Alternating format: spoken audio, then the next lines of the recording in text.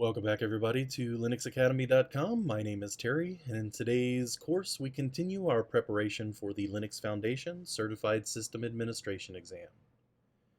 In today's video we're going to take a look at file attributes. We've talked about permissions at the user, group, and all level.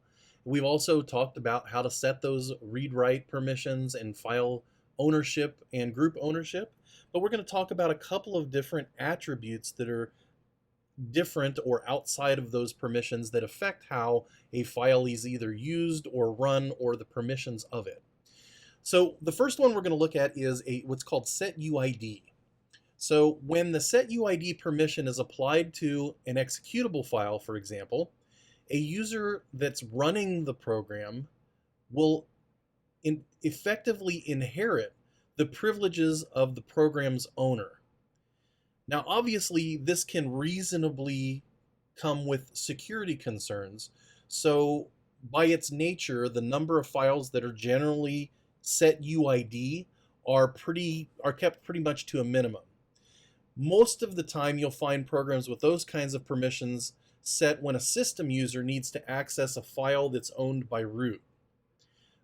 Now keep in mind, just to be clear, it's not that the user can execute the file, it's that the user can do so with root privileges. Let's take a look at one. So if we look at the permissions for bin password, so let's look at ls-al for bin password. User bin password on Ubuntu systems. We see that right here, something looks a little bit different. This right here, because it's in the user space, which is the first three section, that S indicates that it's a SetUID. So this binary in particular is used to change the password of an account, and it also modifies the appropriate entry in the etc shadow file. Now the super user, as we know, the root user can change anyone's password, but all other users only can change our own. But normally, a normal user would not have the ability to write a change to either the etc password file or the etc group file, or the etc shadow file, which would contain that password level information. However, because this SetUID is set and the executable bit is set, that a normal user can execute the password command as the root user, at least for access to that specific entry. So any user has permission to run bin password, but only root is able to specify an account. So in other words, as the user account, for example, which is an unprivileged account, I can only run password for myself. If I try to run password for root, for example, I may not view or modify password information for root. But if I'm the root user, because I'm the root user, I have read, write, execute, and SetUID. As said, it doesn't make any difference. I can run password for anybody, including the user. We'll just go ahead and set that password real quick.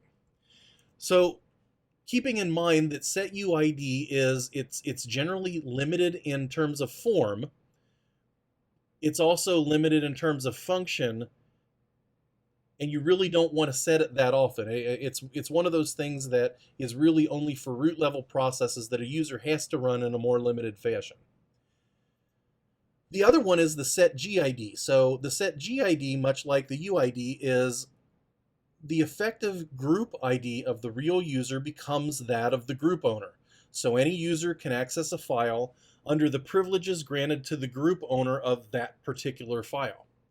So when the SetGID bit is set on a directory, all newly created files inherit the same group as the directory, and those subdirectories also inherit the SetGID bit of the parent directory.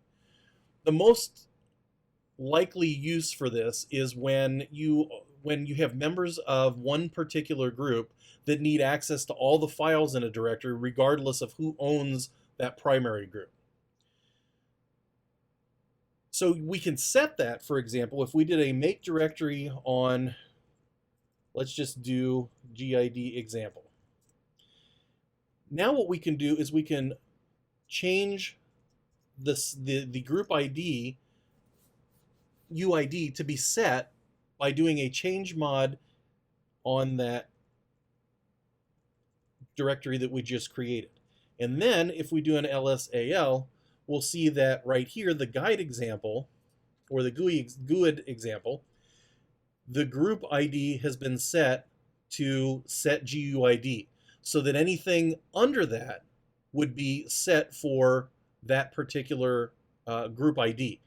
And anyone in that group then has the GUID set as well.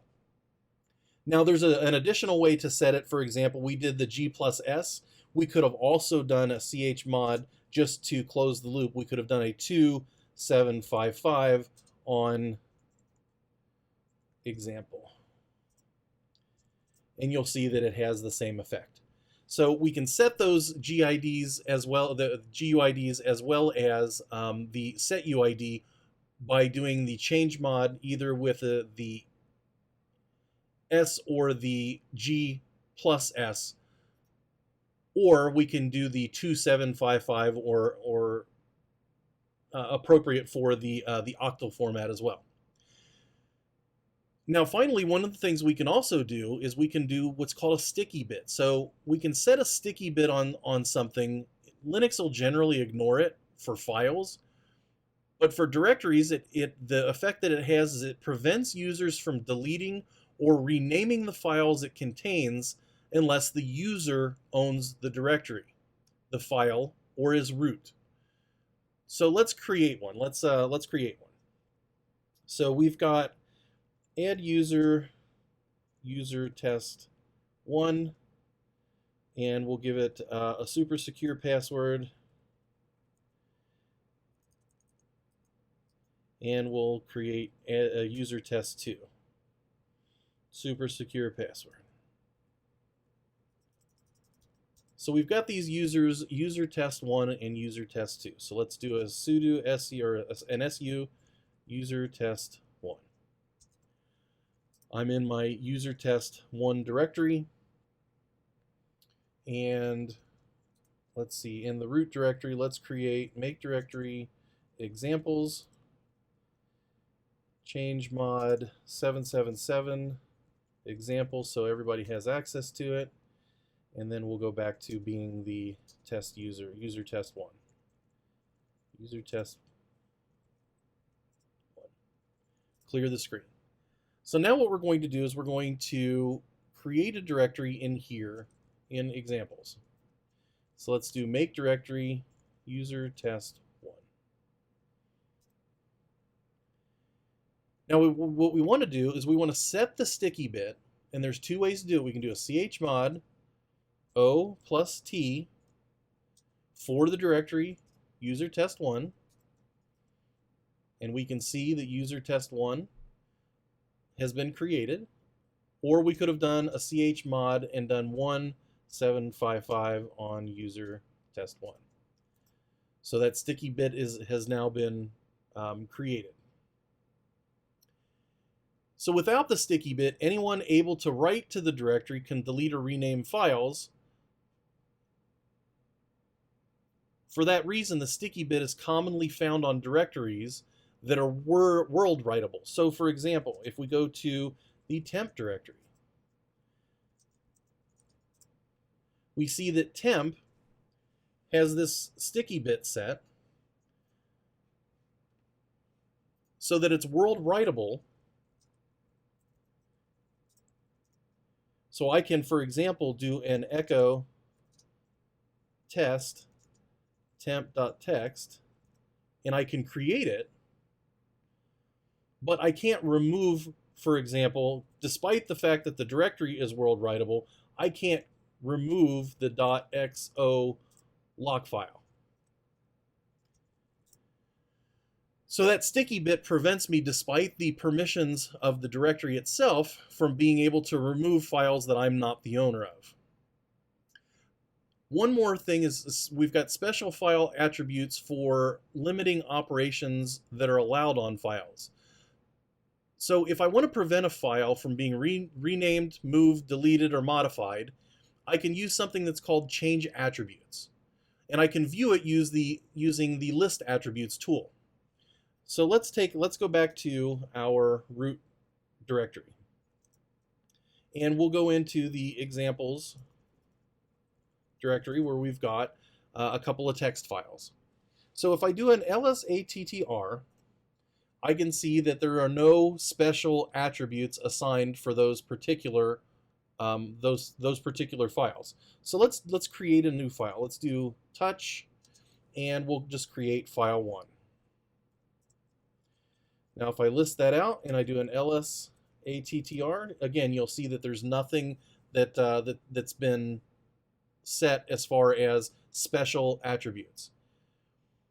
However, if I want to change it so that file 1 is immutable, meaning it can't be moved, renamed, modified, or deleted, and I want to create a file that is appended only, in other words, it can only be open in append mode. So let's touch on file 2, and again, lsattr shows nothing special right now. Let's do change attribute, and then we're going to say I want to make it immutable on file 1, and change attribute, I want to make it appendable only on file 2. Now file 1, I can't remove it even though I'm root. Remove file 1. I can't remove it. I'd have to change the attribute back. Although I can't remove it, I can change the attribute. So now if I do a remove file 1 is removed. So again, let's touch file 1. Let's change attribute plus immutable to file 1. Clear. We'll do an LL. We'll see that it doesn't look like anything here, but if we do the lsattr, we see that file 1 is immutable and file 2 is in append only mode, for at least for writing. So for example, if I tried to overwrite file 2, would it let me? Echo test to file 2. File is not permitted, or operation is not permitted. But if I wanted to append, I can append just fine. So as long as I'm doing the right operation with those particular sticky bits, or those particular attribute bits, then I can create or manipulate the files. So this is just another way to prevent files from being accessed in a way that you don't want them to be accessed by. That's all there are for file attributes that aren't otherwise covered as part of permissions and ownership. My name is Terry for Linux Academy.